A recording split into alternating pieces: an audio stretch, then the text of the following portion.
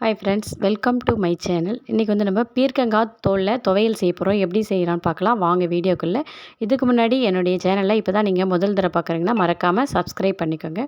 நான் ஒரே ஒரு பீர்க்கங்காய் தான், அதோடய தோல் சீவி எடுத்து வச்சுருக்கேன். 3 வரமிளகாய், ஒரு சிறிய நெல்லிக்காய் சைஸ் புளி, 1 ஸ்பூன் துவரம்பருப்பு, 1 ஸ்பூன் கடலைப்பருப்பு, கருவேப்பிலை, தேங்காய் பத்தை 2 எடுத்திருக்கேன்.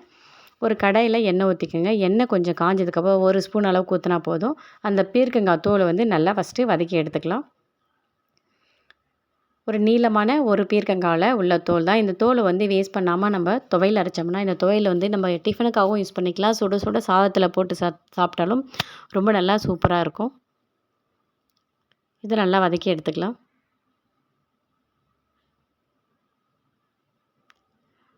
ஒரு 2-3 நிமிஷம் போல் வதக்கணுங்க. வதக்கிட்டு ஒரு பாத்திரத்தில் இதை மாற்றிக்கலாம்.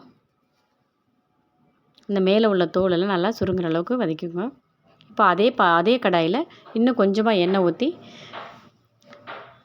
மீதி உள்ள பொருளெல்லாம் நல்லா வறுத்து எடுத்துக்கலாம். பூண்டு ஒரு 4-5 பல் போட்டுக்கோங்க. பூண்டோட டேஸ்ட்டு வேணும்னா போடலாம், வேண்டாம்னா விட்டுருங்க. பூண்டு கொஞ்சம் நிறம் மாறின உடனே உளுந்தம்பருப்பு, கடலைப்பருப்பும் சேர்த்து நல்லா வதக்கிக்கலாம். பருப்பு 2 நல்லா செவந்து வரட்டும். உளுந்தம்பருப்பு, கடலைப்பருப்பு சேர்த்தோம்னா தான் துவையல் சட்னி வந்து கொஞ்சம் கூடவும் வரும். இன்னொன்று வந்து சாப்பாட்டுக்கெலாம் போட்டு பிசைஞ்சு சாப்பிடும்போது நல்லா டேஸ்ட்டாக இருக்கும். கொஞ்சம் நிறம் மாறி இருக்குது பாருங்கள், பருப்பு நல்லா செவந்து இருக்குது.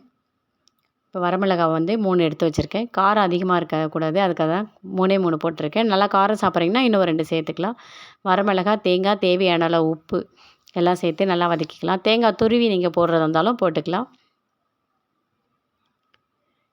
இதெல்லாம் கொஞ்சம் வதங்கினதுக்கப்புறம் நம்ம பீர்க்கங்காய் தோல் வந்து முன்னாடியே வதக்கி வச்சுருக்கோம். அதையும் சேர்த்து இப்போது ஒரு 2 நிமிஷம் போல் வதக்கி விட்டுக்கலாம்.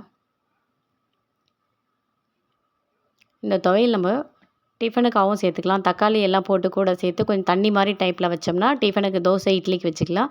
நான் வந்து இன்றைக்கி இது சாதத்துக்காக தான் செஞ்சுருக்கேன். சுட சுட சாதத்தில் போட்டு சாப்பிட்டுக்கலாம். இல்லை ரசம் சாப்பாடு, தயிர் சாதத்துக்குமே இது ரொம்ப நல்லாயிருக்கும்.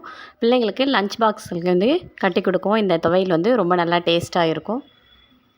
இப்போ வந்து வதக்கினதை வந்து நம்ம ஒரு மிக்ஸி ஜாரில் மாற்றி அரைச்சிக்கலாம். தண்ணி விட வேண்டாம், தண்ணி விடாமல் நல்லா அரைச்சிக்கலாம். ஃபஸ்ட்டு கொரன்னு அரைச்சிட்டு அப்புறமா கொஞ்சம் அந்த கடாயை கழுவி தண்ணி ஊற்றி அரைச்சா போதும்.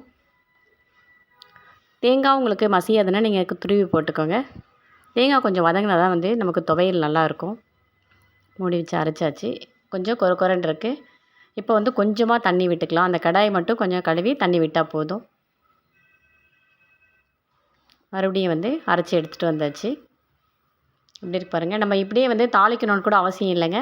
அப்படியே நம்ம சுட சுட சாதத்தில் போட்டு சாப்பிட்டா நல்லாயிருக்கும். இருந்தாலும் கொஞ்சமாக மறுபடியும் எண்ணெய் விட்டு கடுகு, உளுத்தம்பருப்பு, சீரகம் போட்டு தாளிச்சிக்கலாம். நம்ம ஒரு 2 ஸ்பூன் அளவுக்கு எண்ணெய் விட்டுருக்கேன். கடுகு கொஞ்சம், கடுகு, சீரகம் எல்லாம் நல்லா பொரிஞ்சதுக்கப்புறம் தாளிச்சிக்கலாம்.